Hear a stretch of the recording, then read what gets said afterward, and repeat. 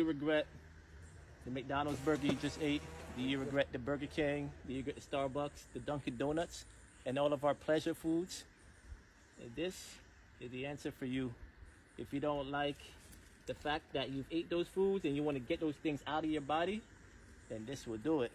Not only will it get those things out your body, but it's also going to get the little creatures, the little bacteria and fungi that's craving those foods, that's craving those sugars. So this is a reset. This is going to bring your temple back to its original high vibrational state. This plant right here is going to detox the body and reinstate its virginity, you could say, its purity. And you're going to see that your mind, your thoughts will also elevate to the same degree. This is the duck plant, the Jamaican duck plant.